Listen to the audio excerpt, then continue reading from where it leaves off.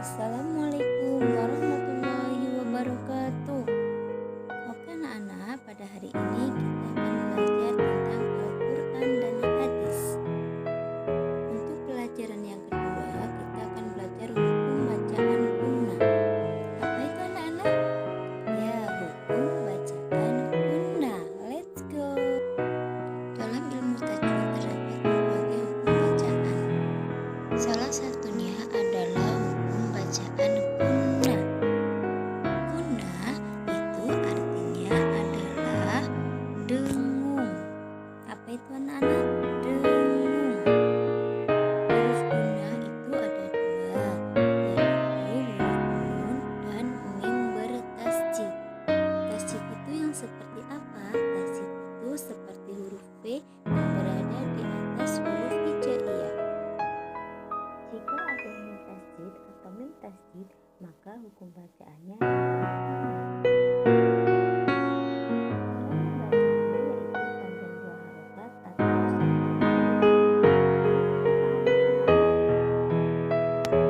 perhatikan contoh nun yang bertasjid.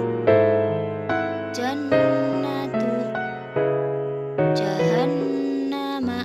Contoh mim yang bertasjid. Ummatin, wa mimma.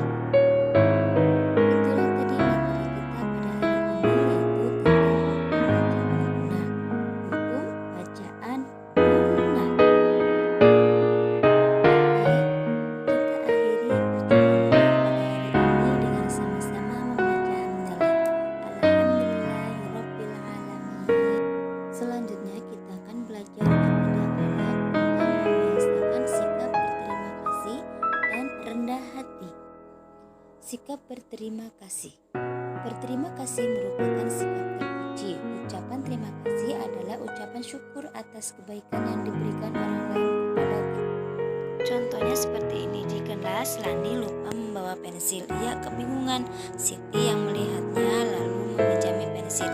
Lani pun mengucapkan terima kasih. Oke, ucapan terima kasih itu sangat bermakna. Itu artinya kita menghargai kebaikan orang lain. Orang lain akan senang kepada kita jika kita berterima kasih kepadanya. Berterima kasih kepada Allah. Sudahkah kamu berterima kasih kepada Allah? Allah telah memberikan karunia kepada manusia. Allah memberikan dua mata agar kita bisa melihat. Allah memberikan dua telinga agar kita bisa mendengar. Allah memberikan mulut agar kita bisa berbicara. Berterima kasih kepada Allah disebut bersyukur. Cara berterima kasih atau bersyukur kepada Allah dapat dilakukan dengan mengucapkan kalimat hamdalah. Berterima kasih kepada sesama manusia. Selain berterima kasih kepada Allah, kita harus berterima kasih kepada orang lain yang telah berbuat baik kepada kita.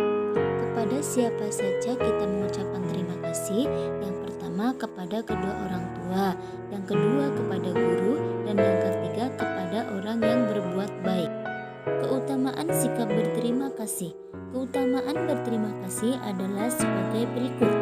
Yang pertama, membuat orang lain merasa dihargai, menyenangkan hati orang lain yang memberi, dan mempererat silaturahmi antar sesama manusia. Setelah kita mengucapkan terima kasih, berarti kita juga memiliki sikap rendah hati. Apakah itu rendah hati? Oke, sikap rendah hati. Pengertian rendah hati. Rendah hati disebut juga tawadu. Rendah hati artinya tidak sombong. Sikap rendah hati artinya menghormati orang lain. Lawan dari sikap rendah hati adalah sombong. Sikap sombong disebut juga dengan takabur. Sikap sombong ini harus kita hindari sebab termasuk perilaku tercela. Ciri-ciri sikap rendah hati: menghormati semua orang, tidak mengharapkan pujian orang lain, selalu santun kepada semua orang, tidak pernah membanggakan diri. Contoh perilaku rendah hati: Nisa selalu bersikap sopan santun kepada semua orang. Fatan sangat menghormati orang yang lebih tua. Hasan suka bersedekah kepada fakir miskin. Manfaat memiliki sikap rendah hati.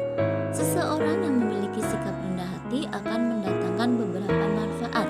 Yang pertama, dihindarkan dari sikap tercela, disayangi banyak orang, dihormati orang lain, hatinya selalu tenang dan tentram.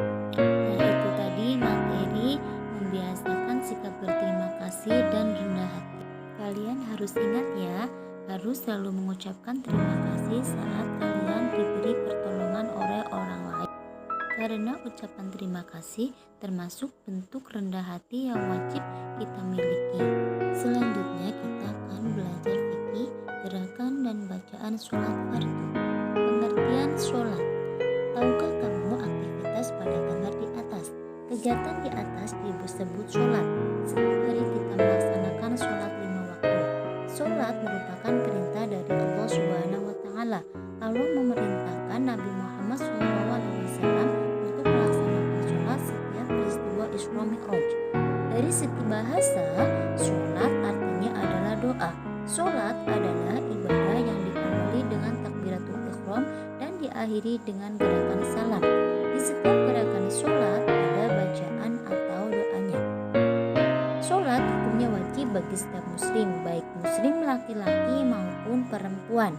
Kewajiban melaksanakan sholat fardu terdapat dalam firman Allah, yaitu sebagai berikut. Dalil melaksanakan sholat fardu. Inna sholata kanat 'alal mu'minina kitaban mawquta.